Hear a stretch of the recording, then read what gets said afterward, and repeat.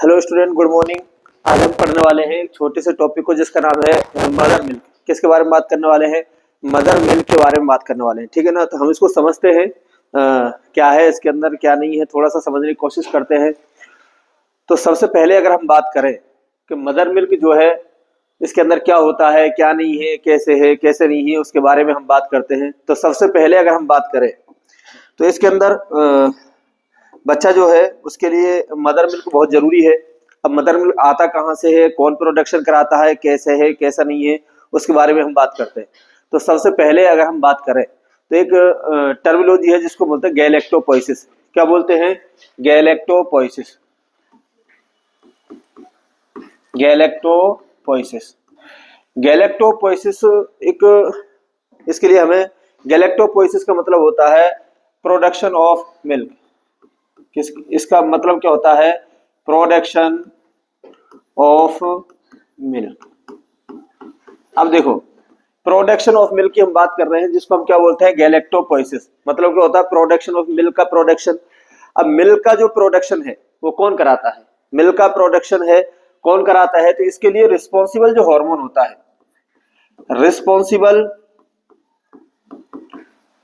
Responsible जो hormone होता है वो कौन सा हार्मोन होता है? Prolactin hormone. कौन सा हार्मोन होता है? तो हमें पता होना चाहिए कि मिल्क का प्रोडक्शन कौन सा हार्मोन कराता है? Prolactin hormone. कौन सा हार्मोन होता है? Prolactin hormone. कौन सा हार्मोन होता है मेरे बच्चों? Prolactin hormone. अब नेक्स्ट अगर हम बात करें कि ये जो प्रोलैक्टिन हार्मोन है ये कहां से आता है? इस प्रोलैक्टिन हार्मोन तो है जो क्या कराता है? मिल्क का प्रोडक्शन कराता है। उसी को हम क्या बोलते हैं? गैलेक्टोपोइसिस। अब प्रोलैक्टिन हार्मोन कहां से आता है? तो अगर हम इसकी बात करें, प्रोलैक्टिन हार्मोन की अगर हम बात करें तो एंटीरियर पिट्यूटरी ग्लैंड। कहां से आता है? Anterior pituitary gland. कहां से रिलीज होता है? एंटीरियर पिट्यूटरी ग्लैंड से प्रोलैक्टिन हार्मोन क्या होता है? रिलीज होता है। और ये क्या करता है? ब्रेस्ट के अंदर, किसके अंदर? ब्रेस्ट के अंदर मिल्क का क्या कराता है? प्रोडक्शन कराता है। अब मिल्क का प्रोडक्शन हो गया। अब मिल्क का क्या है? इजैकुलेशन होना है। मिल्क का क्या होना है? इजैकुलेशन होता है। बेबी को मिल्क पीना है। ठीक है ना। तो मिल्क का जो इजैकुलेशन होता है उसको क्या बोलते हैं हम? मिल्क का जो इजैकुलेशन होता है उसको क्या बोलते? इजेक्शन होता है उसको क्या बोलते हैं? गैलेक्टोकाइनेसिस। क्या बोलते हैं उसको? गैलेक्टोकाइनेसिस। अब गैलेक्टोकाइनेसिस जो है इसका मतलब होता है इजेक्शन ऑफ मिल्क। इसका क्या मतलब होता है? Ejection of milk. भाई ब्रेस्ट के अंदर जो मिल्क का प्रोडक्शन प्रोलैक्टिन हार्मोन ने कराया है, उस मिल्क को बाहर निकालने का जो बाहर जो निकलता है उसको क्या बोलते हैं हम? Ejection of milk. अब बाहर निकालने का कौन काम करता है? तो अगर हम बात करें कि भाई ब्रेस्ट के अंदर प्रोडक्शन तो हो गया, अब इसको क्या होना है? बाहर। तो उसके लिए रिस्पॉन्सिबल जो हार्मोन होता है, उसके लिए रिस्पॉन्सिबल जो हार्मोन होता है वो हार्मोन होता है ऑक्सीटोसिन हार्मोन। कौन सा हार्मोन होता है डियर बच्चों? Oxytocin hormone. अब अगर हम बात करें कौन सा hormone? Oxytocin hormone. Oxytocin hormone कहां से आया है? इसके लिए अगर हम बात करें तो ऑक्सीटोसिन हार्मोन जो है ये रिलीज होता है पोस्टीरियर पिट्यूटरी ग्लैंड से। कहां से रिलीज होता है? Posterior pituitary gland. कहां से रिलीज होता है? पोस्टीरियर पिट्यूटरी ग्लैंड से क्या होता है? ये रिलीज होता है। अब पोस्टीरियर पिट्यूटरी ग्लैंड से रिलीज कैसे हुआ? तो इसके लिए क्या होता है?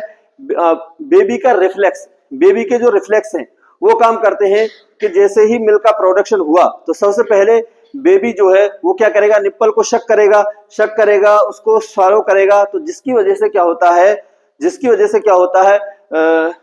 हाइपोथैलेमस को संदेश जाता है। किसको संदेश जाता है? हाइपोथैलेमस। किसको संदेश जाता है? हाइपोथैलेमस। और हाइपोथैलेमस किसको संदेश देती है? Posterior pituitary gland. किसको देती है? Posterior pituitary gland. और पोस्टीरियर पिट्यूटरी ग्लैंड किसको रिलीज करती है? Oxytocin hormone. किसको रिलीज करती है? Oxytocin hormone. और ऑक्सीटोसिन हार्मोन जो है वो क्या कराता है? ब्रेस्ट के अंदर कॉन्ट्रैक्शन कराता है। क्या कराता है? ब्रेस्ट के अंदर क्या कराता है? कॉन्ट्रैक्शन कराता है। और ब्रेस्ट के अंदर कॉन्ट्रैक्शन से क्या है? मिल्क का क्या होता है? इजैकुलेशन होता है। ब्रेस्ट के अंदर जब कॉन्ट्रैक्शन कराएगा जिससे क्या होगा? मिल्क का इजैकुलेशन। तो ये जो दो टर्मिनोलॉजी जिसके बारे में मैंने आपको बताया है। ठीक है। नेक्स्ट अगर हम बात करें, ये तो हो गई नॉर्मल उसके बारे में कि क्या बोला जाता है, किस तरीके से मिल्क का प्रोडक्शन होता है और किस तरीके से मिल्क का इजेक्शन होता है।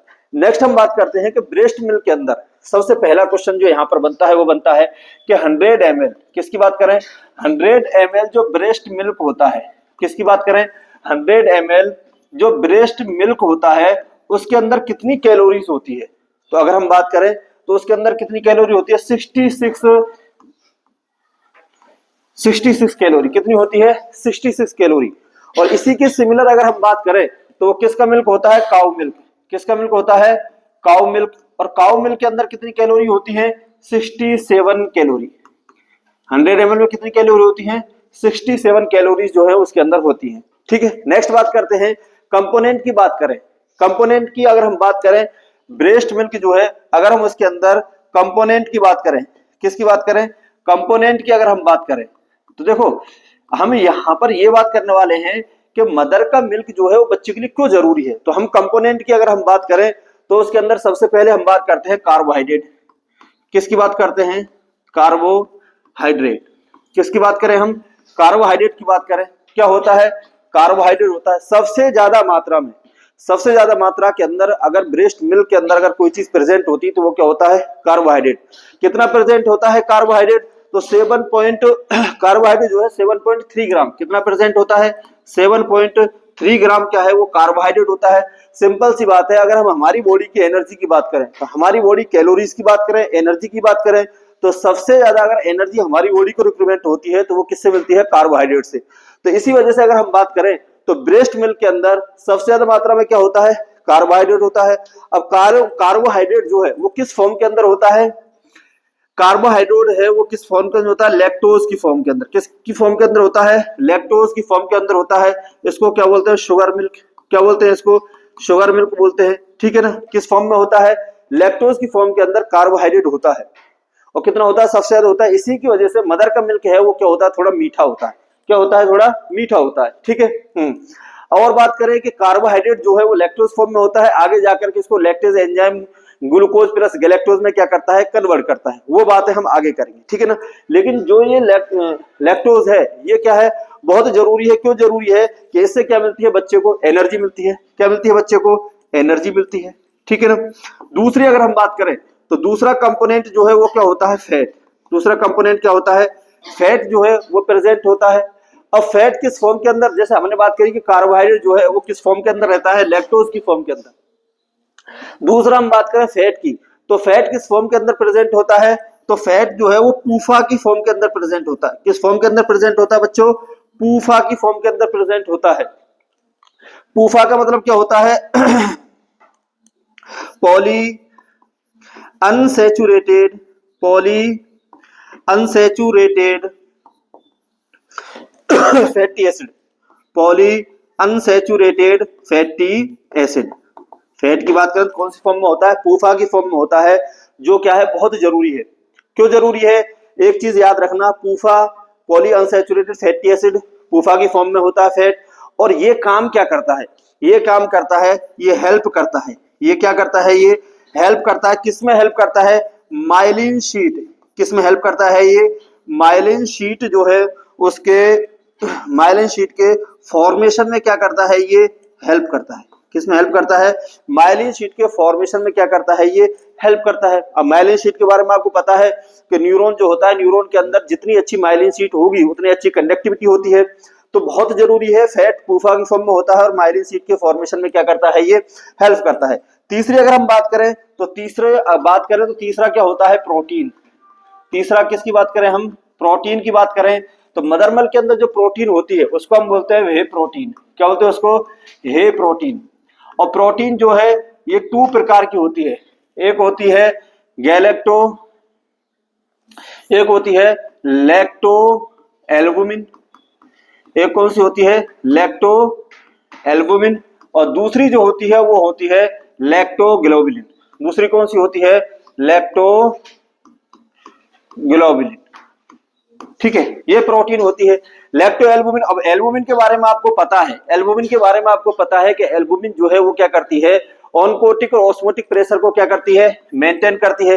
ग्लोबुलिन के बारे में बात करें तो ये एंटीबॉडीज का फॉर्मेशन करती है, जिसको हम गामडे के नाम से जानते हैं। किसके नाम से जानते हैं, जिसको हम गामडे के नाम से जानते हैं। ठीक है ना, तो ये और उसकी और बात करें तो सबसे इंपॉर्टेंट ये तो हो एल्बुमिन, ठीक है। प्रोटीन की बात करें तो इस प्रोटीन के अंदर 2 अमीनो एसिड जो है जो बहुत इंपॉर्टेंट है, ब्रेस्ट मिल्क के अंदर पाए जाते हैं।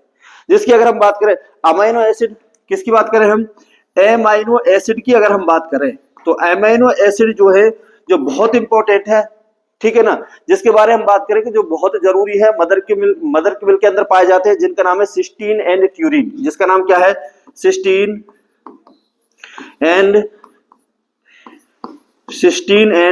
Turin, cysteine and taurine. अब इनकी बात करें तो सिस्टीन एंड ट्यूरिन बहुत जरूरी है बच्चे के लिए, क्योंकि इन दोनों का काम क्या है, ये दोनों क्या करते हैं, न्यूरोट्रांसमीटर का फॉर्मेशन करवाते हैं। ये क्या करवाते हैं, दोनों ही अमीनो एसिड फॉर्मेशन ऑफ, ये क्या करवाते हैं, फॉर्मेशन ऑफ न्यूरोट्रांसमीटर। किसका फॉर्मेशन कराते हैं ये, न्यूरोट्रांसमीटर। किसका फॉर्मेशन कराते हैं ये, न्यूरोट्रांसमीटर का फॉर्मेशन कराते हैं। और ये न्यूरोट्रांसमीटर हैं जो क्या होते हैं, ब्रेन के डेवलपमेंट के क्या है, बहुत जरूरी है, नेसेसरी क्या है, ब्रेन के डेवलपमेंट के लिए जरूरी है, तो अमीनो एसिड होते हैं। नेक्स्ट अगर हम बात करें, ठीक है ना, नेक्स्ट जो पाया जाता है वो होता है पावा। क्या होता है, पावा। अब पावा क्या होता है, पैरा एमाइनो बेंजोइक एसिड। और क्या पाया जाता है, पैरा अमाइनो बेंजोइक एसिड जो है वो ब्रेस्ट मिल्क के अंदर पाया जाता है। और ये क्या करता है, बच्चे की मलेरिया से प्रोटेक्ट करता है। ये जो पावा है ये किससे प्रोटेक्ट करता है, बच्चे को मलेरिया से प्रोटेक्ट करता है। किससे प्रोटेक्ट करता है, मलेरिया से बच्चे को क्या करता है, प्रोटेक्ट करता है, किससे, मलेरिया से। पावा, पैरा अमाइनो बेंजोइक एसिड, ठीक है।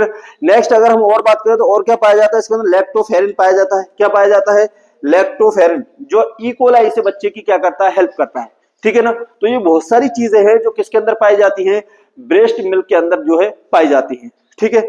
नेक्स्ट अगर हम बात करें इसके अंदर, ये तो बच्चे के लिए जरूरी है। नेक्स्ट और अगर हम बात करें कि मदर के लिए क्या जरूरी, मदर में क्या हेल्प करती है, ठीक है ना, मदर की क्या हेल्प करती है, तो यहां पर अगर हम बात करें मदर हेल्प, मदर के लिए जो ब्रेस्ट मिल्क है क्या हेल्प करता है, क्योंकि हम बोलते हैं कि ब्रेस्ट मिल्क जो है वो जैसे ही डिलीवरी होती है, अगर नॉर्मल डिलीवरी है तो नॉर्मल डिलीवरी के अंदर आफ्टर 30 मिनट, आधे घंटे के अंदर ब्रेस्ट मिल्क क्या कर देना चाहिए, स्टार्ट कर देना चाहिए, क्योंकि वो मदर के लिए हेल्पफुल होता है। मदर के लिए क्या हेल्पफुल होता है, तो मदर को क्या करता है, वो प्रिवेंट करता है, मदर को क्या करता है, प्रिवेंट करता है। किससे प्रिवेंट करता है, पीपीएच। किससे प्रिवेंट करता है, पीपीएच, पोस्टपार्टम हेमरेज। किससे प्रिवेंट करेगा, कि बच्चा जब भी क्या करेगा, बच्चा जो है वो क्या करेगा, ब्रेस्ट फीड करेगा। बच्चा जब भी क्या करेगा, ब्रेस्ट फीड करेगा, तो बच्चे के ब्रेस्ट फीड करने के साथ ही ऑक्सीटोसिन हार्मोन, कौन सा हार्मोन, ऑक्सीटोसिन हार्मोन है, वो क्या होता है, रिलीज होता है। और ऑक्सीटोसिन हार्मोन जब रिलीज होगा तो ऑक्सीटोसिन हार्मोन क्या कराएगा, कॉन्ट्रैक्शन, क्या कराता है, कॉन्ट्रैक्शन कराता है। कहां पर कॉन्ट्रैक्शन कराता है, ये यूट्रस के अंदर। किसके अंदर कॉन्ट्रैक्शन कराएगा, यूट्रस के अंदर। और जब यूट्रस के अंदर कॉन्ट्रैक्शन होंगे तो ब्लीडिंग जो है वो क्या होती है, स्टॉप हो जाती है। ब्लीडिंग जो है वो क्या हो जाती है, स्टॉप हो जाती है। इसलिए मदर के लिए भी क्या होता है, ये ब्रेस्ट फीडिंग जो है वो क्या होता है, हेल्पफुल होता है। नेक्स्ट वीडियो के अंदर हम बात करेंगे इसके टाइप्स के बारे में, ब्रेस्ट मिल्क के टाइप्स के बारे में अगर हम बात करेंगे कि कोलेस्ट्रम है, ट्रांजिशनल है, ठीक है ना, नेचुरल मिल्क है, हिंद मिल्क है, फोर मिल्क है, उन सब के बारे में हम नेक्स्ट क्लास के अंदर पढ़ेंगे। तो अभी तक के लिए आपके लिए इतना ही। अगर आप टारगेट नर्सिंग कोचिंग क्लासेस के अंदर हम न्यू बैच ज्वाइन कर रहे हैं ऑल नर्सिंग कॉम्पिटिटिव एग्जाम के लिए, ठीक है ना, पीएनएसटी का भी न्यू बैच स्टार्ट करने वाले हैं। तो जो भी स्टूडेंट नर्सिंग के कॉम्पिटिटिव एग्जाम के लिए अगर ज्वाइन करना चाहते हैं तो टारगेट नर्सिंग कोचिंग क्लासेस को ज्वाइन कर सकते हैं। और इसी तरीके की शॉर्ट वीडियोस देखने, अगर आपको पूरा बैच ज्वाइन करना है ऑफलाइन तो आप टारगेट नर्सिंग कोचिंग क्लासेस को ज्वाइन कीजिए। और अगर इसी तरीके से शॉर्ट वीडियोस जो आप देखना चाहते हैं हम पर डे डाल रहे हैं तो आप टारगेट नर्सिंग कोचिंग क्लासेस का जो यूट्यूब चैनल है आपको क्या, उसको क्या करिए, सब्सक्राइब कीजिए, ठीक है ना। Thank you.